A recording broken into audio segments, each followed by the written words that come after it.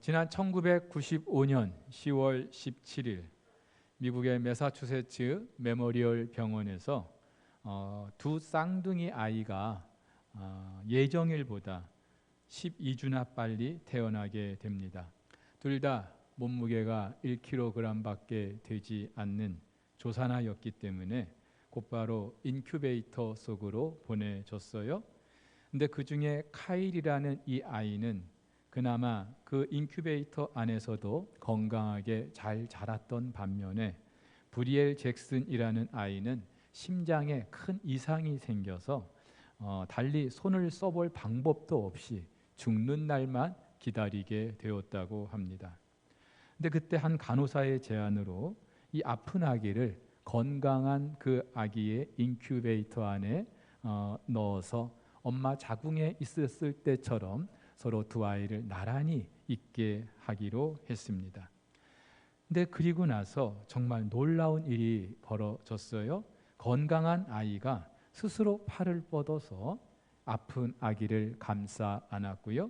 이 아기의 손길이 닿기 시작하면서 아픈 아기의 심장은 안정을 되찾고 혈압과 체온도 정상으로 돌아왔다고 합니다.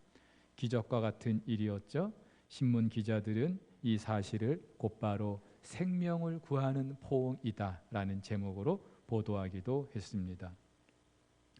오늘 본문의 수신자가 되는 고린도 교회는 바울이 제2차 전도 여행 중에 세운 교회입니다.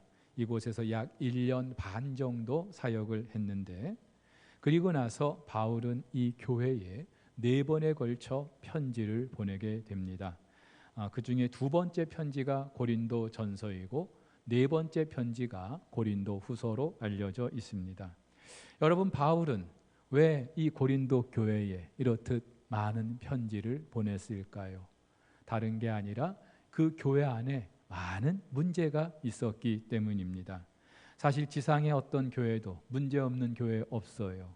하지만 이 고린도 교회는 우리들의 상식으로는 이해할 수 없는 너무나도 정말로 큰 문제들이 많이 있었습니다. 이런 고린도 교회를 향한 바울의 마음이 얼마나 아팠을까요? 그래서 바울은 고린도 전서를 통해 그들의 그 문제 하나하나를 지적하면서 처방전을 제시하고 있습니다. 때로는 부드럽게 권면하기도 하고 때로는 엄하게 야단을 치기도 하면서 그 많은 문제에 대한 나름의 해법을 제시하고 있습니다. 그런데 바울은요, 이 고린도 전서를 마무리하면서 정말로 하고 싶었던 말, 그리고 너무나 중요한 말을 오늘 본문에서 고백하고 있습니다. 14절이죠. 너희 모든 일을 사랑으로 행하라. 너희 모든 일을 사랑으로 행하라. 그렇습니다. 사랑이 정답이라는 겁니다.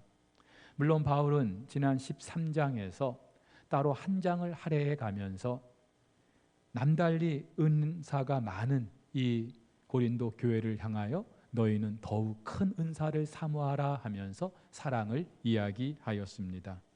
여러분, 바울이 사랑을 왜 이렇게 강조하는 걸까요? 사랑은요, 누군가를 살리는 힘이 있기 때문이죠. 사랑은 무너진 것을 다시 일으켜 세우는 놀라운 힘이 있기 때문입니다. 사실 이 고린도 교회는 문제도 많았지만 자랑할 것이 참 많은 교회였어요. 믿음도 좋았어요. 그에 따른 능력도 있었고요. 방언도 예언도 할 수 있는 그런 교회였고요. 병 고치는 은사와 또 영을 분별하는 은사, 그리고 다른 사람을 구제하는 일에도 모범이 되는 교회였습니다. 그런데 아이러니하게 그 모든 일에 결정적으로 사랑이 없었어요.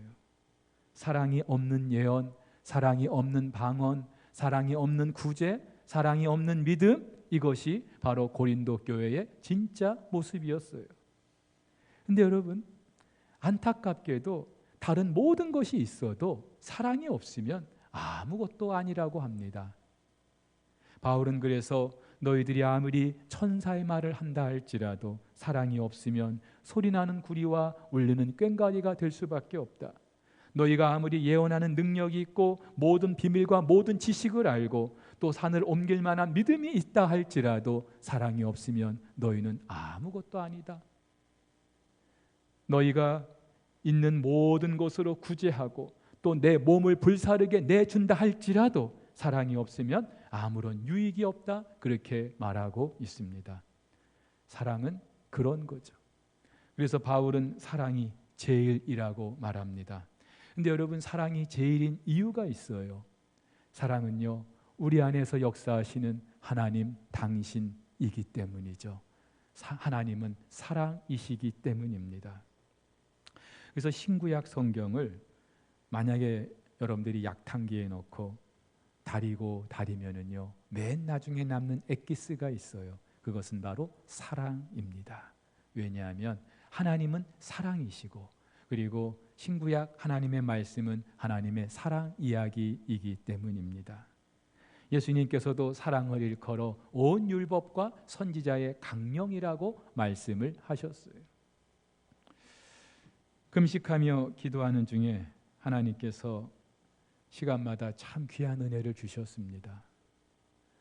말씀을 읽고 듣는 시간에, 또 무릎을 꿇고 기도하는 자리에서 하나님은 저를 찾아와 주셨고, 그때마다 참 귀한 은혜를 주셨어요.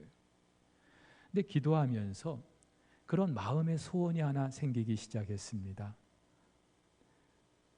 소위 말하는 그 성령의 불, 성령의 강력한 임재를 하나님께 기도하게 되었어요.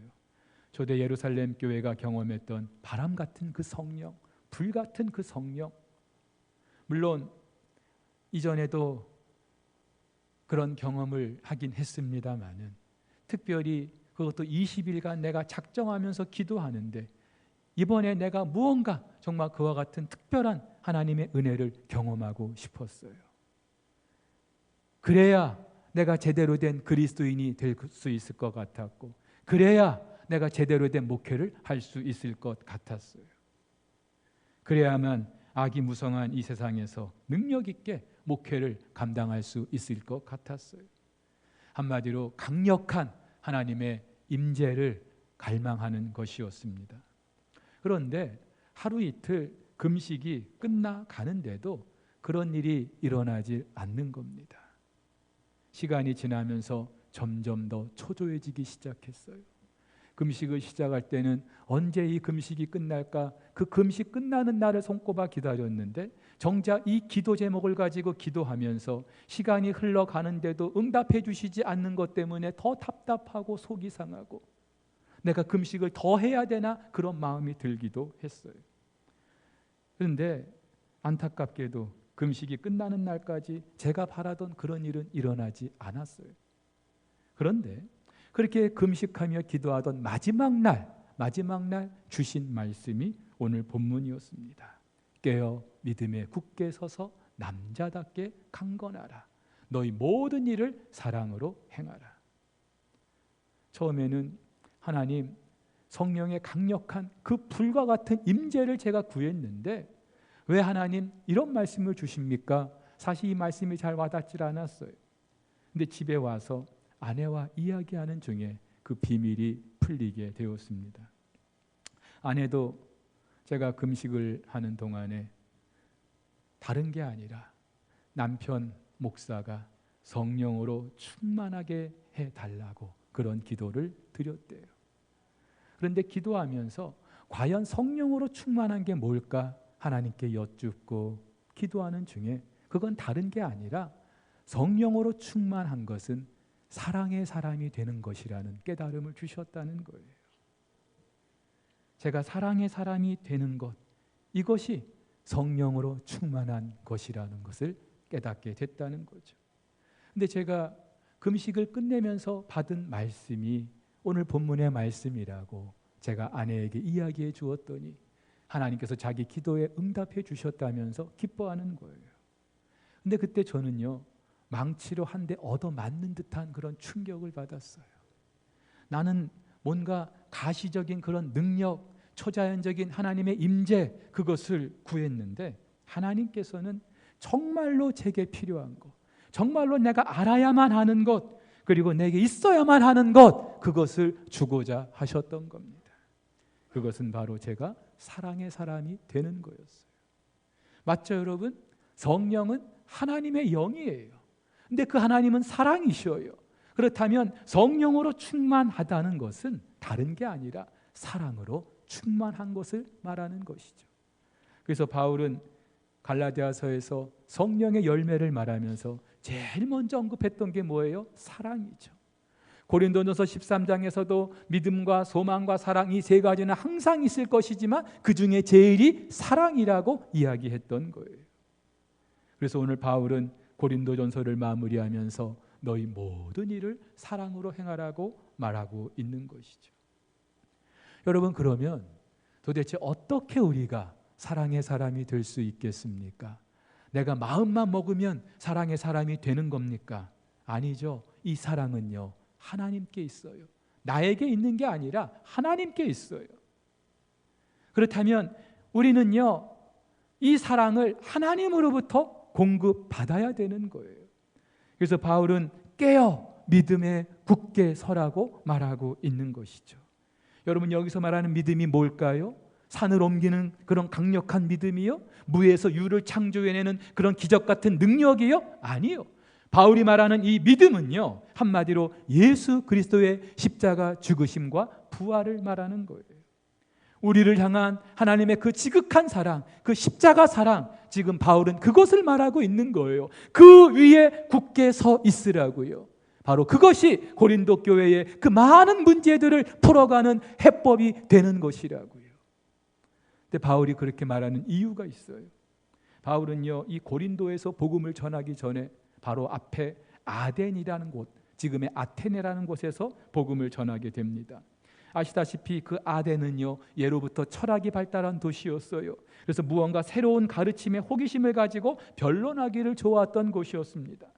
그래서 바울도 자기의 지혜와 지식을 동원해서 예수 그리스도와 하나님을 변증하기 시작했어요. 그 사람들과 논리와 논리를 가지고, 그리고 예수 그리스도가 어떤 분인지 성경을 가지고 아주 논리적으로 그들이 알아듣기 쉽게 변증을 했던 것이죠. 그런데 그 결과는 불과 몇 사람만 믿을 뿐이었어요. 물론 그 몇 사람도 너무나 귀하죠. 그리고 우리가 복음을 변증하는 것도 너무나 필요한 일입니다. 그런데 바울이 그 사건이 있고 나서 절실히 깨달았던 게 있죠. 그 어떤 지식이나 지혜를 동원한 복음의 변증보다 예수 그리스도의 십자가 죽으심과 부활이라는 이 원색적인 복음의 증거가 필요하다는 것, 그리고 이 십자가 복음이야말로 무너진 우리를 다시 일으켜 세워주고 병든 우리를 고쳐주고, 그리고 이 십자가의 복음이야말로 우리를 살리는 능력이 있다는 사실을 알게 된 거예요. 무엇보다 이 십자가 복음이야말로 우리를 구원하는 능력이 있다는 사실. 그래서 바울은 고린도전서 2장에서 이렇게 고백합니다. 내가 너희 중에서 예수 그리스도와 그가 십자가에 못 박히신 것 외에는 아무것도 알지 아니하기로 작정하였다. 여러분, 그렇습니다. 그래서 고린도 전서는요, 시작부터 끝까지 그 고린도 전서를 관통하는 바울의 메시지의 핵심은 다른 게 아니라 예수 그리스도의 죽으심과 부활 사건, 우리를 향하신 하나님의 지극한 사랑 이야기입니다. 그리고 그 사랑이야말로 고린도 교회에 있는 그 많은 문제들을 해결할 수 있는 궁극적인 처방이 된다는 사실을 말하고 있는 거예요. 그래서 바울은 이 사랑 가운데 굳게 서 있으라고요. 그래야 모든 일을 사랑으로 할 수 있기 때문에, 그 어떤 기적이 없어도, 그 어떤 체험이 없어도 괜찮은 거예요. 나를 향한 십자가 사랑을 묵상하고 그 사랑 위에 굳게 서 있기만 한다면 우리는 그 어떤 상황에서도 남자답게 상황에 휘둘리지 않고 강건할 수 있기 때문인 줄 믿습니다. 여러분, 그렇다면 저와 여러분들이 살면서 정말 중요하게 생각해야 될 것이 있어요. 내 안에 그 십자가 사랑이 흐르고 있는지, 메마른 내 심령을 그 십자가 사랑이 촉촉히 적셔주고 있는지.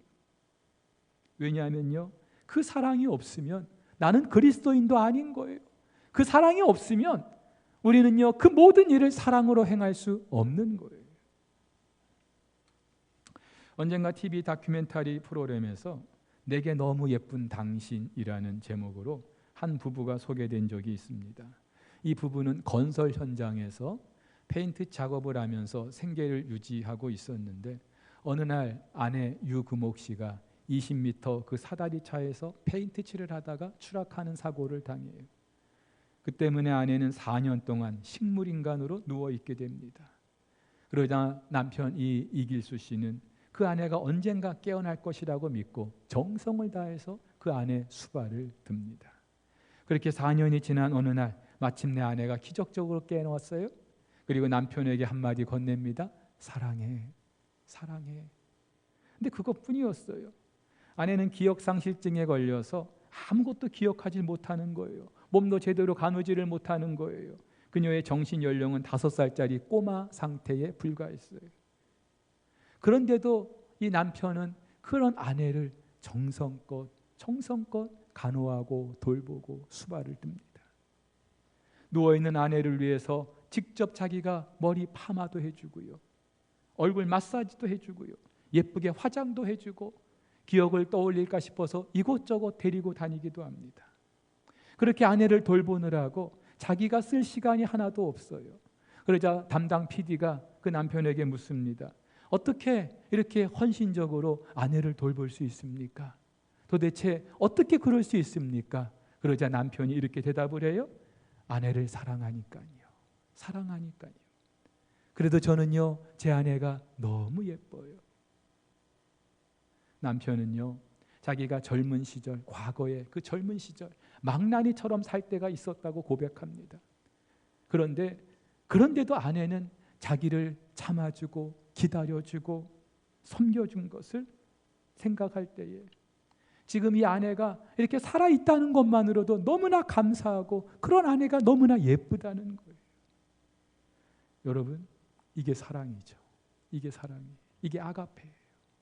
사랑은요, 사랑을 경험해 본 사람만이 사랑을 할 수 있는 거예요. 에로스의 사랑도 있어요. 근데 그 에로스의 사랑은요, 가치를 추구하는 사랑이에요. 더 이상 그 추구할 만한 가치가 없어지면은 그 사랑도 꺼져버리는 게 에로스예요. 하지만 아가페는 달라요. 가치를 부여하는 사랑이에요. 그 사람에게 그럴 만한 가치가 없어도 내가 그 가치를 부여하는 거예요. 근데 이 사랑은요, 우리에게 있는 게 아니에요. 이 사랑은 하나님의 사랑이에요. 하나님께서 가치 없는 원수 같은 우리에게 가치를 부여하셔서 우리를 끊임없이 사랑해 주고 계시기 때문에. 여러분, 그렇다면은 우리가 생각해야 돼요. 내 안에 이런 하나님의 사랑이 흐르고 있는지. 여러분, 만약에 여러분이 사탄이라면 이런 그리스도인들, 그 안에 하나님의 사랑이 흘러 넘치는 이런 그리스도인들 두고 볼 수 있겠습니까? 구원의 감격과 기쁨으로 날마다 기뻐하는 그런 그리스도인들을 두고 볼 수 있겠습니까? 아니죠. 그래서 사탄이 하는 일이 뭐예요? 틈만 나면은 우리 그리스도인들에게서 이 구원의 기쁨과 감격을 빼앗아가는 거예요. 돈을 빼앗고 건강을 빼앗고, 물론 그렇게 할 때도 있습니다만은 가장 사탄이 우리에게서 먼저 빼앗아 가려고 하는 것이 있어요. 내 안에 있는 하나님의 그 사랑, 나를 향한 하나님의 그 십자가 사랑, 그 사랑을 빼앗아 가는 거예요. 그래서 내 안에 은혜가 메마르게 하는 거예요. 모든 것이 감사한 것뿐인데도 늘 불평을 입에 달고 살게 하는 거예요. 모든 것이 늘 부정적으로만 생각되게 만들어 버리는 거예요. 왜요? 내 안에 하나님의 은혜가 고갈되어 있기 때문에. 상황이 문제가 아니에요. 사랑하는 우리 성도 여러분, 우리 그리스도인에게 문제는요, 건강, 물론 문제가 될 수 있어요. 당장에 먹고 사는 문제일 수 있어요. 앞날이 캄캄하고 보이지 않는 것, 그것도 문제일 수 있어요. 하지만요, 거듭 말씀드립니다마는 하나님께는 아무런 문제가 될 수 없어요. 정말 문제는요, 내 안에 이 십자가 사랑이 고갈되어 있는 거예요. 메말라 버리는 거예요. 아무리 생각을 하고 아무리 내가 하나님의 사람이라고 그렇게 말한다 할지라도 도대체 내 안에 나를 향한 하나님의 그 사랑이 느껴지질 않는 거예요. 그 십자가 사랑은 이미 메말라 버린 지 오랜 거예요. 그렇기 때문에 내 말하는 것이, 행동하는 것이 세상 사람과 다를 게 없는 거예요. 사랑하는 우리 성도 여러분, 만약에 저나 여러분이 이런 상태에 지금 처해 있다면 가슴에 손을 얹고 한번 생각해 보세요. 자기 자신이 한번 곰곰이 한번 생각해 보세요. 내가 그 십자가 사랑으로 얼마나 기뻐하고 있는지, 그 십자가 사랑에 감격했던 적이 도대체 언제인지 만약에 그 시간이 기억나지 않는다면 여러분, 우리는 위기예요. 내 신앙에 적신호가 켜진 거예요. 이런 때는요, 만사를 다 내려놓고 금식을 해서라도, 골방에 들어가서라도 이 은혜를 다시 회복해야 되는 줄 믿습니다. 이것이 그렇게 귀한 것이었기 때문에 다윗은요, 밧세바와 동침하고 나서 그 죄를 지적하는 나단에게 나 좀 살려달라고 구하지 않았어요. 제발 내 왕위에서 내려오지 못하게 해달라고 그걸 구한 것도 아니에요. 다윗이 구했던 것은요, 구원의 은혜를 내게 다시 회복시켜달라고, 주의 성령을 내게서 거두지 말아달라고. 왜요? 다윗은 분명히 보았거든요. 하나님의 영이 떠난 그 사울의 마지막이 얼마나 비참하게 끝났는지 분명히 보았기 때문에. 어떻게 해야 될까요? 바울은 그래서 깨어있으라고 합니다. 굳게 서라고 합니다. 모두가 다 현재형 동사예요. 다시 말해서 날마다 그 십자가를 묵상하라는 말이에요. 정해놓고 한 달에 어느 날만이 아니라 매일매일 아침에 눈을 뜨면은 밤에 잠자리에 들 때까지 매 순간마다 그 십자가 사랑을 묵상하라는 거예요. 쉽지 않아요. 하루에 10분도 그 사랑을 묵상하는 게 쉽지 않아요. 하지만 우리는 목숨 걸고 그 사랑을 묵상해야 돼요. 도리 없어요. 말씀 앞에 더 가까이 나아가야 돼요. 기도의 무릎을 꿇어야 돼요. 코로나 때문에 모이지 못한다고, 위험하다고. 여러분, 그럴수록 우리가 이 상황을 이겨낼 수 있는 것은 나를 향한 하나님의 그 사랑밖에 없어요. 그 사랑을 회복하기 전에는 우리는 이 상황을 이겨낼 도리가 없어요. 날마다 하나님과 독대해야 돼요. 그래야만이 우리는 비로소 주님을 사랑할 수 있고요, 그때 우리는 모든 일을 사랑으로 행할 수 있는 줄 믿으시기를 바랍니다. 여러분, 그러면 도대체 사랑은 무엇일까요? 무엇이 사랑입니까? 한 목사님의 이야기입니다. 이 목사님의 아버지도 목사님이셨어요. 근데 어린 시절 이 목사님은, 그 아버지 목사님이 정말로 한마디로 롤 모델이었어요. 목회도 잘하셨지만 가정에서도 참 자상하고 또 열정적으로 그렇게 사셨고, 그래서 이 아들 목사님에게 있어서 그 아버지 목사님은 링컨보다도, 세종대왕보다도 더 위대한, 한마디로 삶의 롤 모델이었어요. 근데 그러던 어느 날 이 아버지 목사님이 교회 안에 여성도와 눈이 맞아서 교회와 가족을 버리고 떠나버린 거예요. 너무나 충격적인 일이죠. 기가 막힌 일이죠. 당연히 가장이 떠난 그 자리에 남아있는 가족들의 비참함 이루 말할 수가 없었겠죠. 추운 겨울 쥐가 돌아다니는 낡은 상가 건물에서 스티로폼 한 장 깔고 온 가족이 자야 했고요, 마지막 남은 한 개의 그 라면을 끓여 먹고 옥상에 올라가서 동생을 부둥켜 안고 하염없이 울었대요. 가서 취직을 하려고 이력서를 제출할 때마다 아버지가 없다는 이유로 낙방을 했고요, 자연히 아버지에 대한 미움과 분노가 점점 더 커지기 시작했고 억울함이 치밀어서 잠을 이룰 수가 없었다는 것. 도대체 어떻게 아버지란 사람이 그럴 수가 있는지. 그러자 하나님도 이해가 되지 않는 거예요. 어떻게 하나님께서 이런 상황을 이렇게 조장하시는지. 평생 하나님을 아버지라고 불러야 되는데 그 아버지를 미워하는데 어떻게 하나님을 아버지라고 부를 수 있겠어요? 그래서 이 목사님은요, 당신 결혼식 때도 또 교회를 개척해서 예배를 드릴 때도 아버지를 초대하지 않았대요. 사람들이 물으면 아버지는 이미 오래전에 돌아가셨습니다. 그렇게 대답을 했대요. 그게 차라리 자기를 위해서 나은 일이었다고. 그게 최선이었다고. 그런데요, 참 이상하죠. 그렇게 아버지에 대한 미움이 가득하다 보니까 목회가 제대로 되는 게 아니죠. 목회하면서 별거 아닌데도 사람들과 다투고 사소한 것 가지고도 논쟁을 했다고 합니다. 당연하죠. 내 안에 상처가 있는데 이 상처가 회복되지 않고 치유되지 않으면 또 다른 사람에게 상처를 줄 수밖에 없는 거예요. 늘 그 사람의 잘못만 보게 되고 그것을 지적하고 판단하고 정죄하고, 이 목사님이 어느 날 깨닫게 된 것이 있대요. 아, 이래가지고는 내가 못 살겠구나.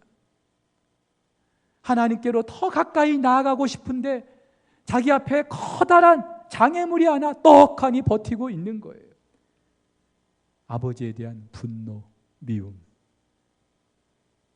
물론 하나님께서는 계속해서 아버지를 용서하라고 하시지만 이 목사님은 그 아버지를 용서할 수가 없었대요. 아니, 하고 싶지 않았대요. 아버지는 용서받을 수 없는 사람이라고 생각을 했던 것이죠. 근데 그러던 어느 날 이 목사님이 아버님이 쓰던 성경책을 우연히 보게 되었대요. 당연히 아버님이 그 보던 책은 다 버렸대요. 근데 차마 그 성경책만큼은 버릴 수가 없어서 가지고 있었는데, 하나님께서 아버지를 용서하라고 하신 그날 아버지가 쓰시던 그 성경책을 펼치게 되었는데 그 성경책에 이렇게 적혀 있었대요.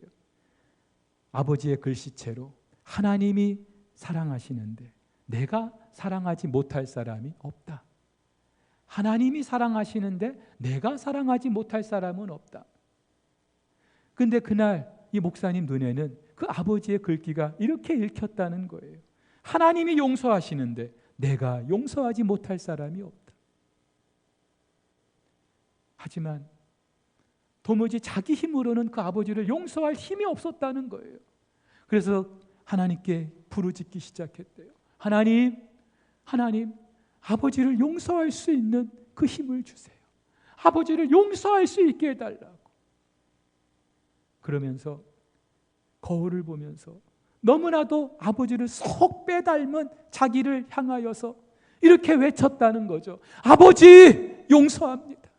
아버지, 용서합니다. 그렇게 외치면서도 얼굴이 이그러지고 정말로 그 말을 하고 싶지 않아서 부들부들 떨려오는데도 계속해서 아버지, 용서합니다. 아버지, 용서합니다. 그리고 어느 날 아버지의 연락처를 알게 되었고 아버지에게 용서한다는 내용의 편지를 보내게 됩니다. 그 순간 이 목사님을 가로막았던 그 거대한 장애물이 우르르 무너지는 그런 경험을 하셨다고 고백을 해요. 지난주에 우리가 베드로 전서를 묵상했습니다. 7월 초 매일마다 새벽마다 베드로 전서를 묵상했어요. 이 베드로 전서의 수신자는 이방인 그리스도인이라고 말씀드렸어요. 그들이 처한 고난의 상황을 염두에 두고 기록된 편지라고 말씀드렸어요. 그런데 여러분, 이 베드로 전서에는요, 고난이라는 이 단어도 참 많이 기록되고 있지만 베드로 사도는요, 매 장마다 빠뜨리지 않고 하는 말이 있어요. 사랑하라는 거예요. 1장에서는 이렇게 말합니다. 마음으로 뜨겁게 사랑하라. 2장에서도요, 형제를 사랑하라. 3장에서도요, 형제를 사랑하며 불쌍히 여기며 악을 악으로 욕을 욕으로 갚지 말고 도리어 복을 빌라고요. 5장 마지막 절에서도 사랑의 입맞춤으로 서로 무난하라고요. 여러분, 사랑의 사도 요한도 아닌데 베드로는 왜 이렇게 사랑을 많이 하라고 하는 걸까요? 베드로가 이미 경험했기 때문이죠. 그 사랑이 무엇인지 알기 때문이죠. 나는 그를 모른다고 3번이나 부인했던 자기였는데 주님께서는 그런 자기를 용서해 주셨어요. 품어주셨어요. 주님, 사람을 용서하려면 몇 번이나 용서하면 됩니까? 7번까지 하면 됩니까? 베드로는요, 나름대로 후하게 그렇게 7번까지 하면 되냐고 물었는데 예수님께서 뭐라고 말씀하셨어요? 아니다. 7번씩 70번이라도 용서하라고. 그 용서를 자기가 경험했거든요. 그 사랑으로 자기가 회복되고 사도가 된 걸 알고 있거든요. 제가 앞서서 신구약 성경을 약탕기에 넣고 다리면 사랑이라는 엑기스가 남는다고 말씀드렸어요. 근데 이 사랑이라는 엑기스를 다시 약탕기에 넣고 다리고 또 다리면 남는 게 뭔지 아십니까?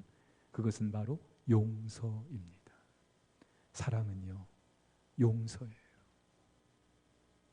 그래서 베드로는 4장에서 이렇게 이야기합니다.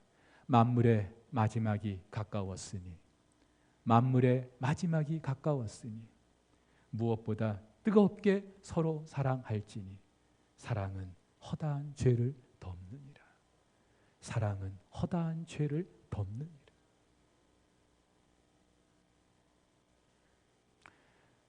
주님 오실 날 베드로 때보다 2000년이나 더 가까운 시간을 살고 있습니다. 1000년, 10,000년 기다려야 주님 오시는 게 아니라 말씀드렸어요. 저와 여러분이 이 땅을 떠나는 그날이 주님 맞이하는 그날입니다. 그렇다면 이 말씀, 우리는 나와 상관없다, 나는 아직 삶이 많이 남아있다, 이렇게 우리가 안심할 수가 없어요. 그런 말도 있잖아요. 사랑할 시간도 없는데 미워할 시간이 어디 있냐고. 사랑하는 우리 성도 여러분, 주님 오실 날이 가까운 이 때를 살면서, 주님 앞에 서게 될 날이 가까운 때를 살면서 우리 주님께서 우리에게 보고자 하시는 건 이거 하나예요. 사랑이에요. 사랑하는 거예요. 더 사랑하는 거예요. 우리가 우리의 남은 때를 이렇게 살아갈 수 있게 되기를 주의 이름으로 축복합니다.